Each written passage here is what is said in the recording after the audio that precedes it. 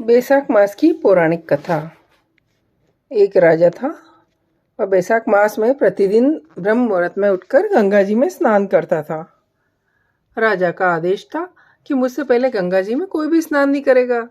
राजा जब गंगा जी में स्नान करने जाते हैं तो उन्हें प्रतिदिन शांत जल के स्थान पर हिलता हुआ हलचल युक्त जल दिखता था। राजा को संदेह होता था कि निश्चित ही कोई न कोई मेरे से पहले स्नान करता है। अतः राजा ने नदी तट पर पहरेदार बिठा दिए। गंगा जी के तट पर एक वृक्ष था। उस पर एक बंदरिया रहती थी। वह प्रतिदिन राजा जी के स्नान करने से पूर्व स्नान करके पेड़ पर चढ़ के बैठ जाती। इस प्रकार होते होते पूरा वैशाख बीत गया, किंतु अंतिम दिन राजा के सिपाहियों ने देख लिया और उसको पकड़ के राजा के पास लाए और कहा कि यह आपसे पूर्व प्रतिदिन गंगा जी में स्नान करती है। इधर राजा की प्रतिज्ञा थी कि यदि कोई भी स्त्री मुझसे पहले स्नान करती होगी तो मैं उसे विवाह कर लूंगा। इसलिए राजा को उस बंदरिया के साथ विवाह करना पड़ा। वैशाख स्नान के पुण्य से वो बंदरिया सुंदर स्त्री में बदल गई और उसके गर्भ ठहर गया। 9 मास पूर्व होने पर बंदरी ने राजा से पूछा कि शिशु जन्म के समय मुझे क्या करना चाहिए। तब राजा ने महल में एक घंटी लगवा दी और बंदरी रानी से कहा कि जब तुम्हें दर्द हो तो बजा देना, मैं संपूर्ण व्यवस्था कर दूंगा।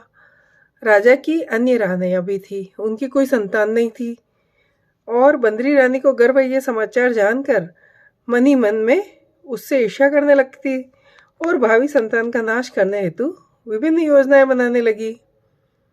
घंटी देखकर एक रानी ने इसका कारण पूछा तो बंदरी रानी ने संपूर्ण बता दिया।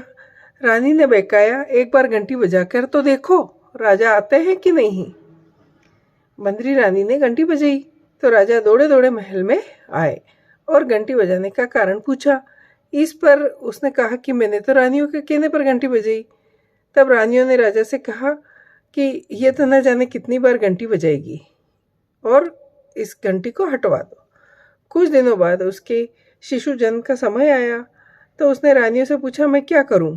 तो रानियों ने कहा तुम आंखों पर पट्टी बांधकर सो जाओ। बंदरी रानी के वैशाख मास के स्नान के पुण्य प्रताप से उसके एक सुंदर पुत्र हुआ। शिशु के जन्म होते ही उसके रोने से पूर्व रानियों ने उसे एक टोकरी में रख के दासी को दे दिया और कहा कि इसे नदी में बहाओ और उसके स्थान पर एक पत्थर रख दिया और राजा को कहलवा दिया कि बंदरी रानी ने एक पत्थर को जन्म दिया। राजा ने सुना तो संतोष भी कर लिया कि जब दूसरी के नहीं है तो इसके कहाँ से होगी। उधर दासी ने सुंदर शिशु को नदी में न बहाकर कुमार के खदड़ में रख दिया। दूसरे दिन कुमार कुमारीन आए तो सुंदर शिशु के रोते हुए देखा। कुमार कुमारीन के भी संतान नहीं थी। उन्होंने उस शिशु को अपने लिए भेजा गया भगवान की भेंट मान ली और बड़े प्रेम से पालन पोषण करने लगे। कुछ बड़ा होने पर बालक को ज्ञात हुआ कि वह रानी बंदरी का पुत्र है जिसे रानियों ने मरवाना चाहा। एक दिन बालक कुमार के बनाए हुए मिट्टी के हाथी घोड़े लेकर पनघट पे बैठा और दासियों को देखकर कहने लगा आओ मेरे मिट्टी के हाथी घोड़े पानी पियो। दासियों ने सुना तो वह हंसने लगी और बोली कभी मिट्टी के हाथी घोड़े भी पानी पीते हैं क्या। इस पर बालक ने कहा कि कभी बंदरी रानी के भी पत्थर जन्म लेता है क्या। उस बालक की बात दासियों ने जानकर महल में कही। रानियों ने दूसरे दिन विष में मिलाकर लड्डू भेज दिए, लेकिन ईश्वर की कृपा से लड्डू गोंद बादाम के हो गए और उसको खाने के बाद भी लड़के की मृत्यु नहीं हुई। यह समाचार दासी ने रानी को कहा। रानी ने राजा से कह के कुमार को देश निकाला दे दिया। वह वन में रहने लगे।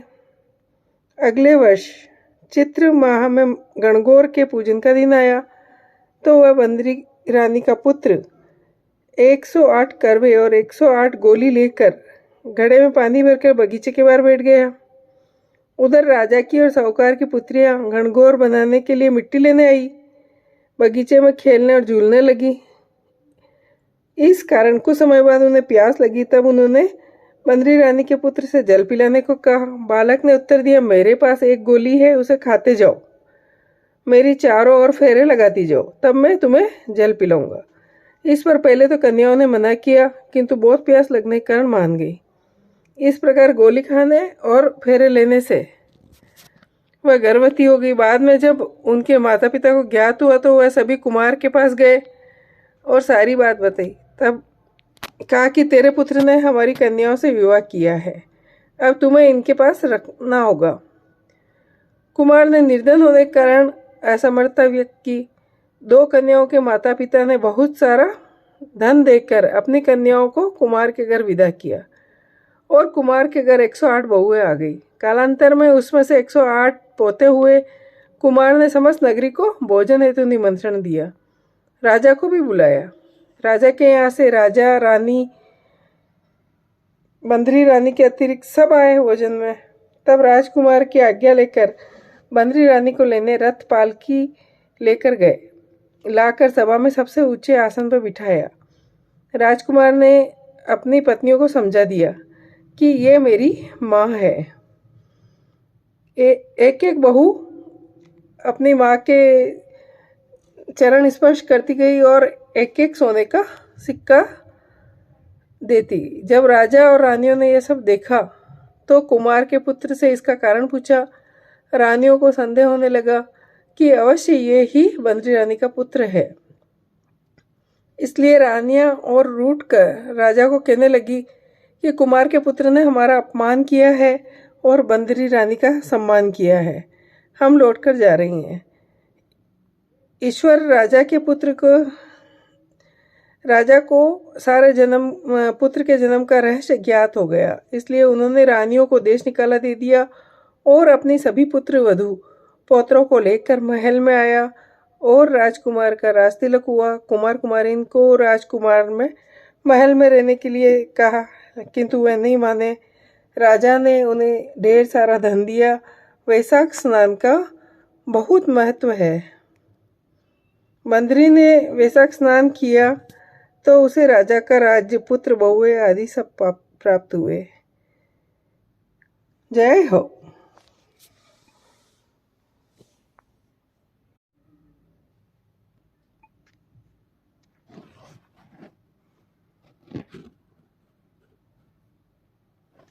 बैसाख मास की पौराणिक कथा। एक राजा था, वह बैसाख मास में प्रतिदिन ब्रह्म मुहूर्त में उठकर गंगा जी में स्नान करता था।